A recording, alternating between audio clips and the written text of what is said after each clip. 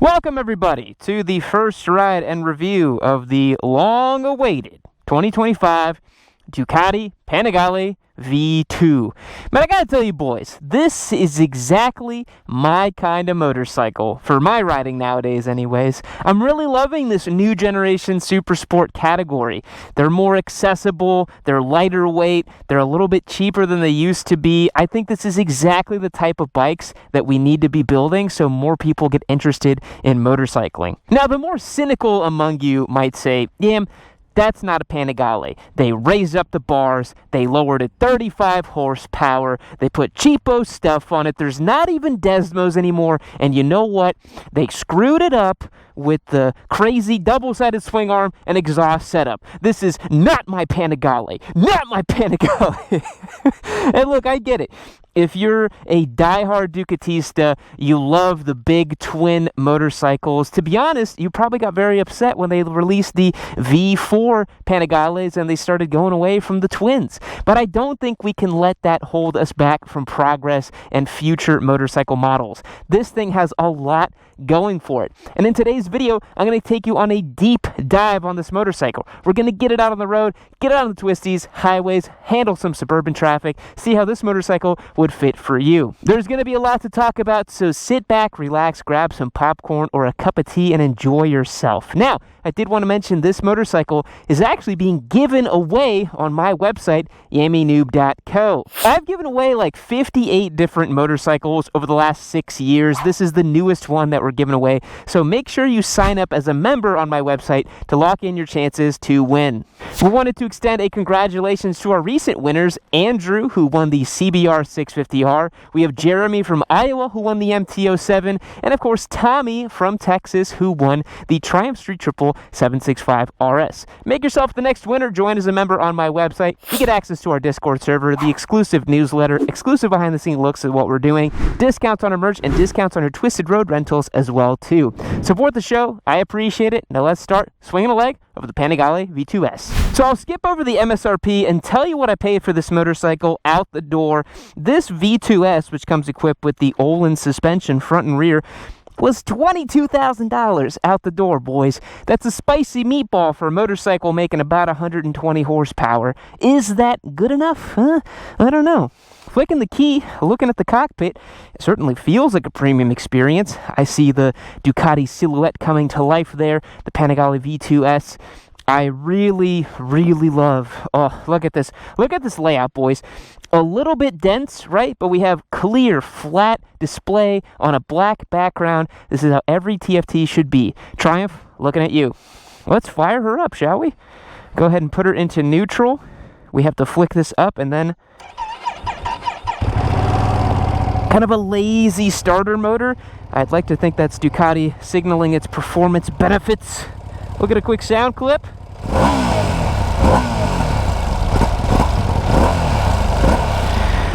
So completely ride-by-wire throttle, but I gotta tell you, the new stuff Ducati's doing just feels phenomenal. So the big talking point obviously on this motorcycle before we take off over here is that it's more comfortable to sit on. This is designed to be a more approachable, kind of intermediate level, road-going, track-capable motorcycle. So sitting on it, the seat's still pretty high. I'm about 5'11" with a 32-inch inseam. You guys see I do have a slight bend in my leg, but I do think that if you're even 5'5", 5'6", you can certainly fit on this motorcycle. If you're above kind of 6'2", 6'3", you may find it a little cramped. It's still a small sport bike, only weighing about 400 pounds, I might add. Now, the clip-ons, you'll see, extend out of the triple tree here, so they're actually raised up a little bit and flared out really nice and wide, which I love. A lot of the Japanese 600s are like, they have the clip-ons underneath, which does give you a more aggressive stance, but they're tweaked in a lot. I love this wider stance. This is way more of how a track bike would be set up. Putting my feet up on the pegs, it's actually a pretty comfortable place to sit. But all right, let's quit the talking. Let's start the riding, shall we? So I actually owned a 2020 Ducati Panigale V2 back at the end of 2020 and into 2021. I had a lot of fun with that motorcycle. It was our second big bike giveaway after the R1 that we did. And the funny thing about that motorcycle is after we did it from the R1, a lot of people felt that because the V4 existed, they just weren't that interested in the model. And that kind of tells the story of this motorcycle. It wouldn't make a whole lot of sense for Ducati to have made a more powerful twin-cylinder Panigale. They had to make something that was a little bit different. So they looked at their lineup and they said, we have the Super Sport and we have the Panigale V2. Why don't we consolidate down our lineup, make a brand new engine, and just call it a day, instead of trying to make a more race-derived Panigale V2. It just didn't make a lot of sense. Now, whereas the old V2 was classic Ducati, it had a single-sided swing arm, it was very racy, it had a very communicative front end, it was aggressive, it was hot, it was everything you'd want out of a true blue Ducati product. This thing is very different. As soon as you pull away from a stop, you notice that the clutch pull is light, it's simple. This motorcycle doesn't even have Desmo valves anymore. It produces nearly all of its torque at 3,000 RPM. So it's a motorcycle that allows you to just have a really nice amount of breathing room on this bike, right? Like, you can get in there, trail it in. You don't have to keep up the revs to have a really good time.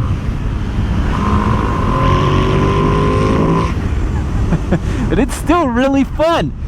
And one of the reasons it's so fun is that it only weighs about 400 pounds or so. That's a massive weight savings over the previous Panigale. The previous Panigale weighed like 440 pounds. So this thing is like 40 pounds lighter than the outgoing model.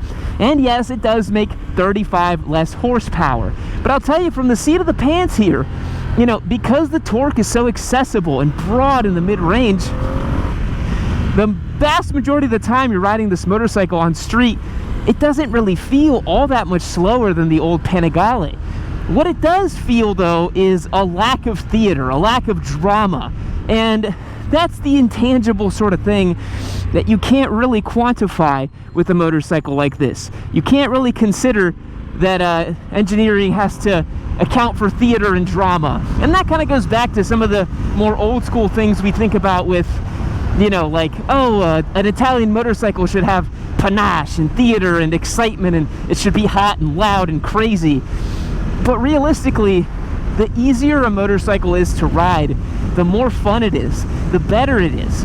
And that's something that even Ducati's GP team has noticed. In MotoGP, they noticed if we make a bike that's easier to ride, not only are riders faster, they're more comfortable, they can find the limit quicker, and they enjoy the ride more. And that technology and that understanding and that learning trickles down to this product right here. So this motorcycle is super easy to ride. That was one of the design briefs that Ducati had with this thing. They wanted to make it intuitive, easy to ride, simple to get along with. And it really is. Like, it doesn't feel like a crazy Ducati product. We started seeing this with the Ducati Monster a few years back, where they started experimenting by taking away some of those quintessential Ducati characteristics. That bike didn't have the trellis frame anymore. You know, it started getting smooth around the edges, and the story continues here. So, no more Desmo valves on this machine. There's no winglets, which I honestly really appreciate. I think one of the Ducati engineers was actually quoted as saying, it's not that fast, it doesn't need winglets, so we didn't put winglets on it, which I think is amazing. I think it's great to say, the bike doesn't need frickin' winglets, so we're not going to put winglets on it. More manufacturers could take note of this, because bikes look more beautiful without winglets. And if they don't actually need them, if they're not some 250 horsepower World Superbike homologated special machine, maybe don't put winglets on it. I know, controversial take from your Papa Yam over here, but it is what it is. Going down the road of the V2, the torque is immediately accessible. All the componentry feels ultra high quality. I mean, it's exactly what you'd expect out of a Ducati product. And in a few days, I will have my first ride on track with this machine. Today, the conditions are a little like damp and a little weird, so I will probably not be pushing super hard on street, which I usually don't. But if you want to see me riding this bike in anger, I will be taking it on track for a dedicated review. But from this road-oriented perspective, they've really nailed it, man. This bike's fueling in the throttle is so nice. This bike comes equipped with the new Ducati quick shifter. This is their updated model from the older units. And quick shifters are kind of a funny thing, because they're race-derived technology that everyone now expects on every single motorcycle that they ride on the street. And they were never intended to be utilized in that way.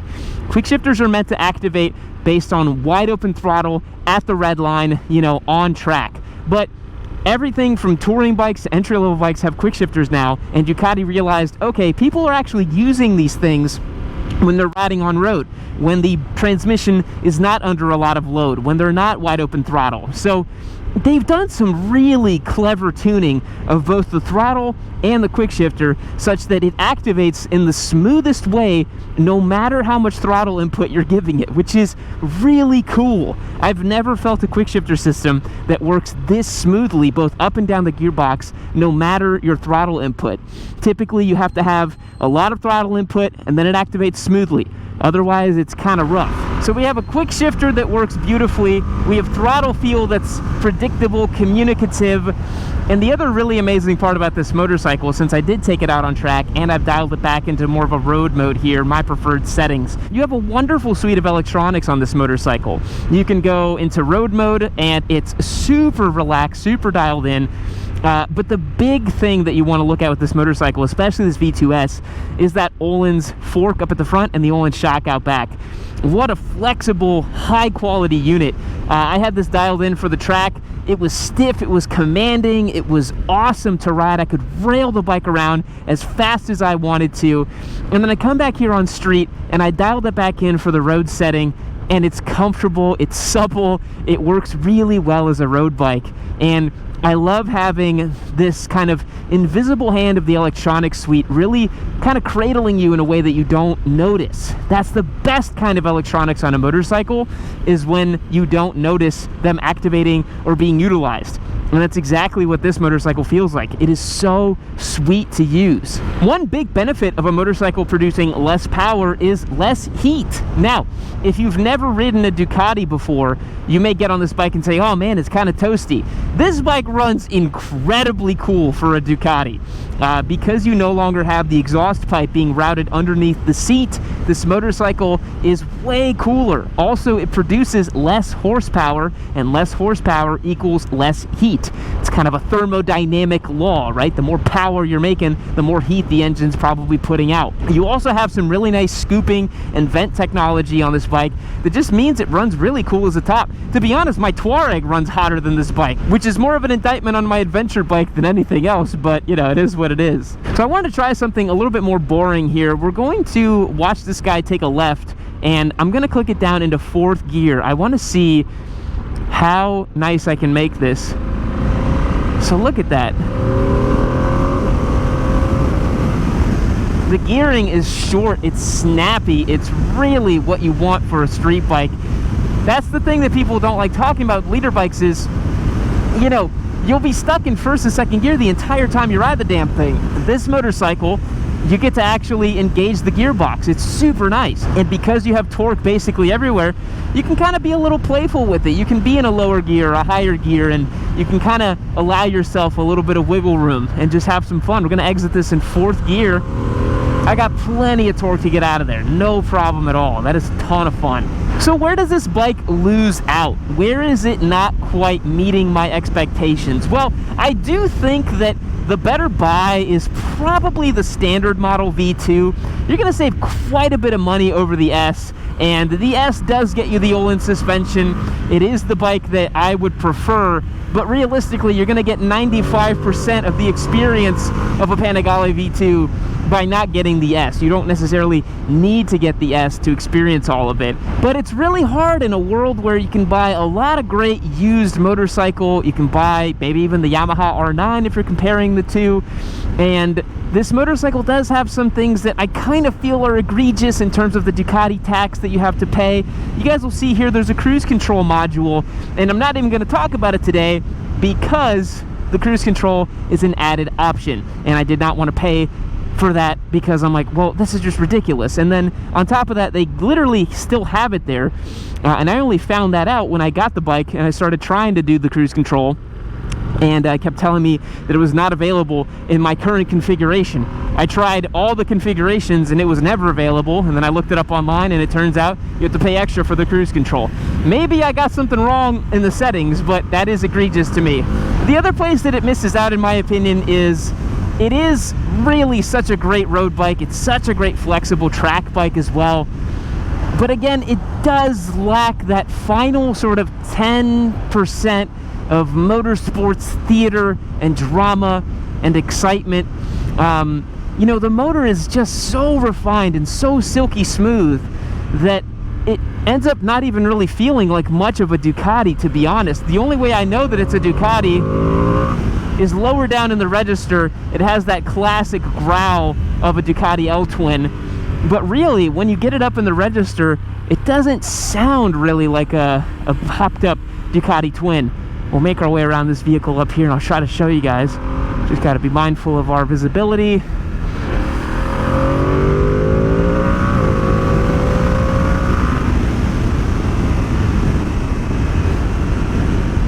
At that top end of the register, it still kind of just sounds like, you know, any other sort of twin, or I don't know, it doesn't quite have that final little bit of Ducati element to it.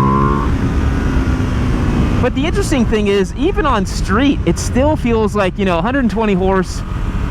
I can exploit it, but I can't fully utilize it without being incredibly irresponsible.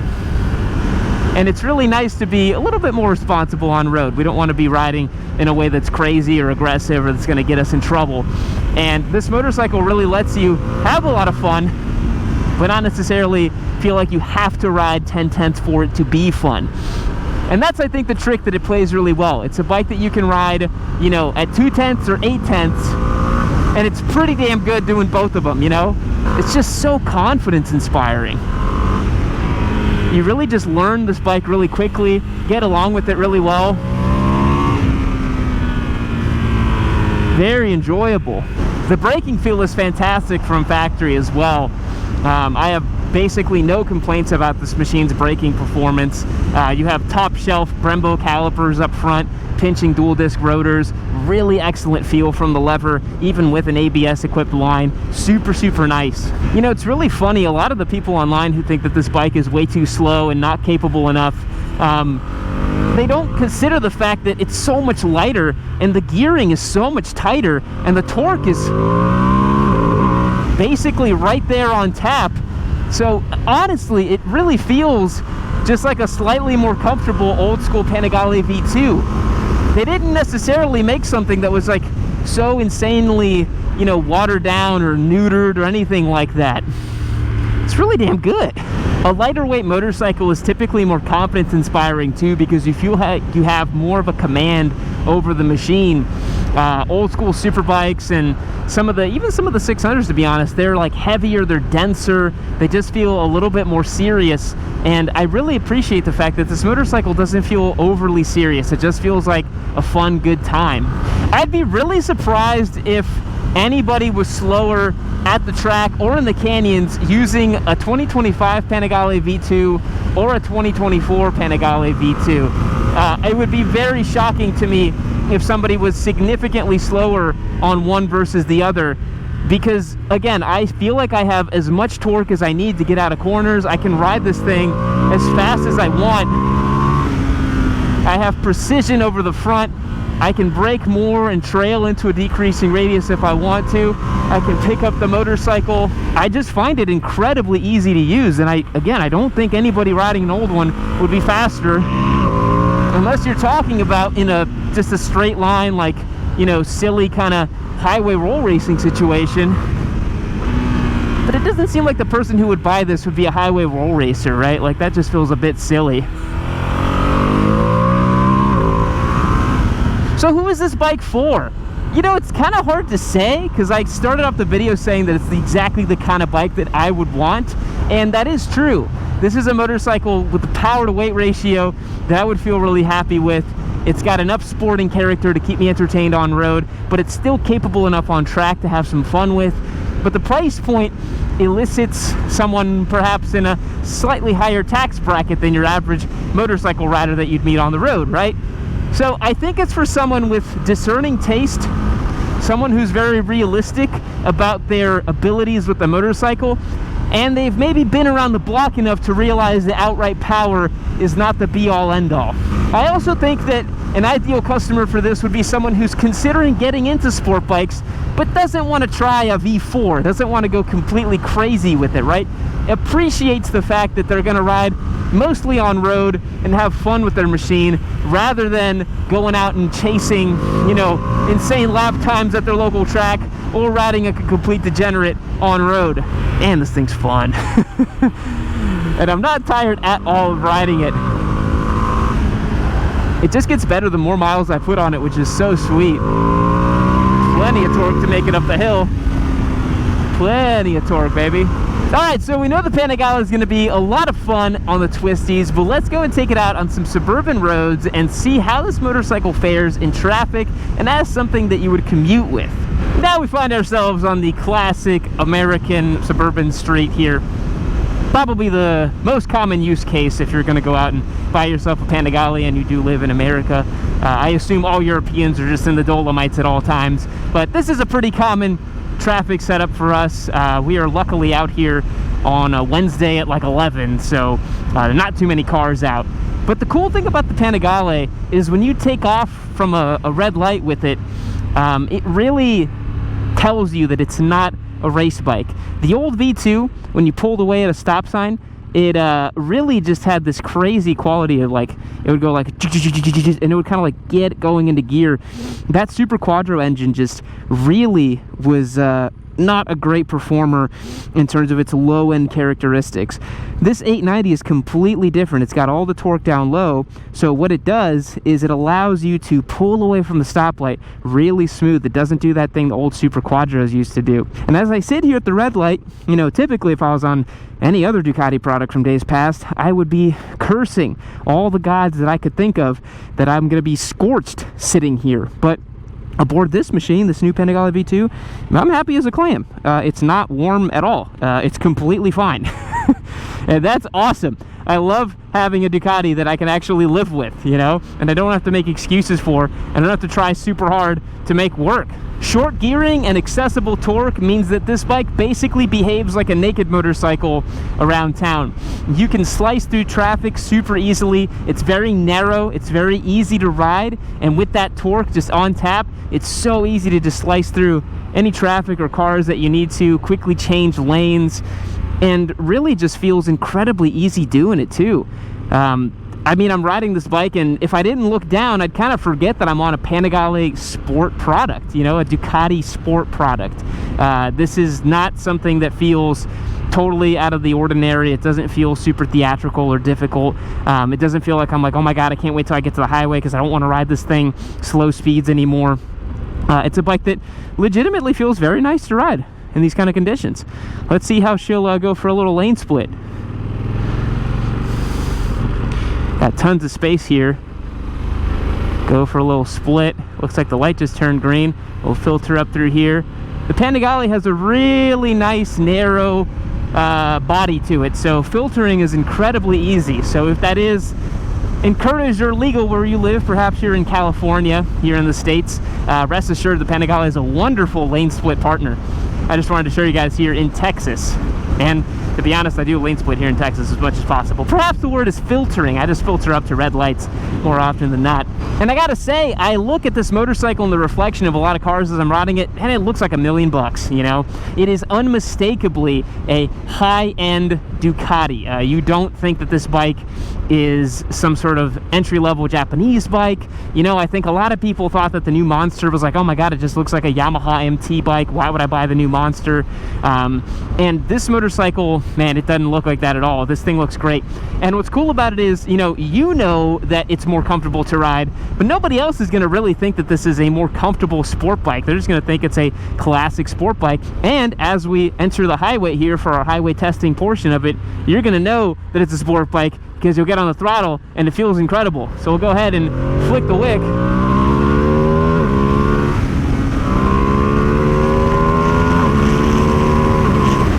Yeah, you can get up to some, go to jail speeds pretty quickly.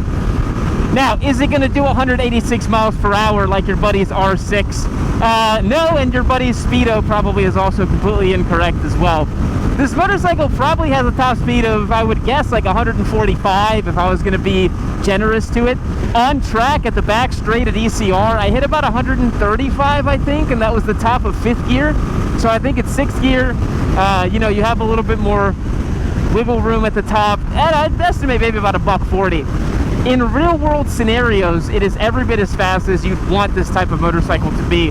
So I'm here on the highway doing 90 miles an hour pretty much. And so I'll cook it back down to maybe 80, and you see the traffic's pulling away from me. So here in Texas, 85 is kind of like your highway cruising speed limit. Well, I won't even drop down a gear, and I want to show you guys as we just pick up the 6th gear here a little bit, and we're doing 100. So it's super easy to quickly accelerate with this motorcycle. It has power basically everywhere in the rev range. You don't have to wait for power anywhere. And one of the best things about this bike is it doesn't have a weird torque dip or a weird power kink anywhere in the rev range. It is super, super nice that you can ride this motorcycle like any other motorcycle from days past. It doesn't have the weird emissions crap that a lot of old motorcycles were not plagued with. The new motorcycles coming out nowadays, I think about the MT-09 for example, it has a pretty pronounced dip in the middle. I never found it to be that bad, but this motorcycle is linear as all be. So being that it's a fully fed bike with a windshield, you do have pretty decent wind protection as well too. This is a bike that, you know, I wouldn't necessarily say it's the most fantastic like long distance touring option, but perhaps with cruise control and a little bit of, you know, lightening up of the wrists and just kind of cruising along with it, I could certainly see someone doing a nice sort of 300-mile day with this machine on some nice twisties and maybe slapping it up on the highway to get to where they need to go. Again, really lending itself to that flexible nature of this bike. You can absolutely use this motorcycle for, you know, that sort of thing. I'm going on the wrong exit once again. So we've explored the twisties, the suburban traffic, the highway. Why don't we get this bike back and wrap up our thoughts on it? All right, folks, peeling in with the Ducati Panigale V2. We've had a really fun morning riding it. I guess we can test the slow speed prowess. It's not the nicest bike to ride slow speeds, but it's easier than old super sports used to be. You can still do the little trick where you crank over to the other side and guide it in real slow. You can lock in a really tight little U-turn with it if you really so feel the need. Again, the nicest thing about slow speeds with this bike is how nice the clutch is versus the old Super Quattro. I mean, you can really just play with this clutch. I mean, look at that, so low in the revs, and it won't die. It also does this really nice thing where, kind of like the GSX 8R, I'll see if I can show it to you guys.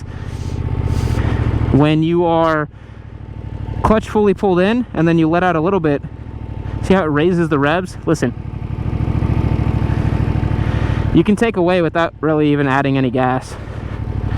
So you don't even need to add throttle, and you can just take away with it. Sort of an anti-stall system built in.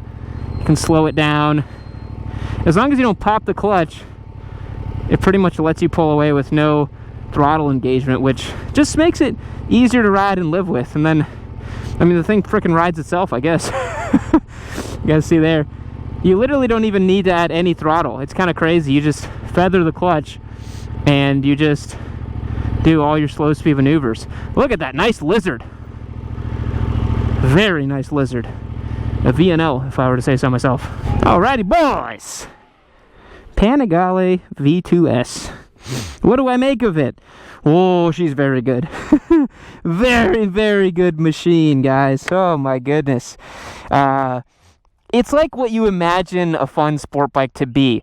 There's none of the pain, there's none of the anguish, there's none of the difficulty. And some of you may say, yeah, that's part of the appeal. We want a bike that isn't easy to ride, man. We want a poser's bike.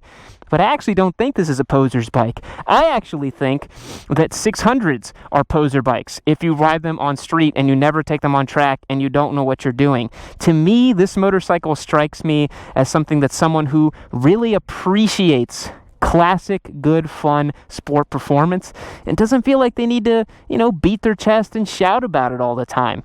I think it's so much more understated than the V4. It's a whole heck of a lot cheaper. I think it looks way better too. I mean, look at the front of this thing without the wings. It's sophisticated. It's got tech. It looks great. The Olin suspension gleaming in the sun. I love it. I love this thing. I think it's a really, really sweet bike. Would I pay 22 grand out the door for it? That's a bit of a spicy meatball, I'm not gonna lie. Again, I really think the play here might be to just get the standard V2. And in fact, the play may be to just wait a year or two and pick up a standard V2 after it's been depreciated a little bit. Because I guarantee you, some people are gonna buy this and think it's not quite fast enough, or they need to upgrade to the V4, and then you're gonna be able to get a great deal on one of these. Imagine this motorcycle lightly used for maybe 14 or 15 grand.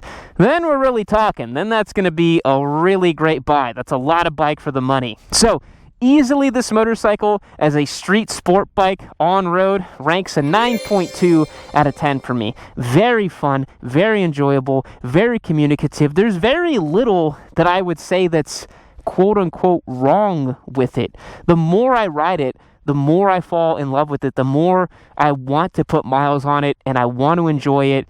And honestly, if I had to have just one bike and I wanted something that was on-road and track capable, I may just do a V2S, honestly. I really might. Because you could still enjoy really beautiful long rides with this thing. You could take it on track. I would maybe get two sets of wheels. One would have slicks and the other would have a more road-going tire like a Pirelli, a Michelin Pilot Road 6 or something like that. And I would just love life, man. And I'd open up my garage and see a freaking beautiful Ducati sitting in there. So, lots to love about this Panigale V2S. You guys let me know in the comments what you think about this machine. Did I glaze this thing too hard today? Did I not provide enough feedback and criticism? Because remember, just because a bike is great doesn't mean that something has to be wrong with it. It turns out that new motorcycles are all just really damn good. So thanks for checking out today's video. Remember, this is a giveaway motorcycle featured on yammynoob.co. Make sure you sign up and win. Become a member today. Don't let your chance slip you by. We've had tons of winners already this year, and we're not slowing down. Make sure you check out the website. I appreciate it. Sponsored by UPS. We'll catch you in the next one. See you later. Wake up! You're dreaming! You're dreaming! Wake up! Wake up! Wake up! None of this is real! None of it's real! None of it's real! Wake up! Keep watching Yammy Noob.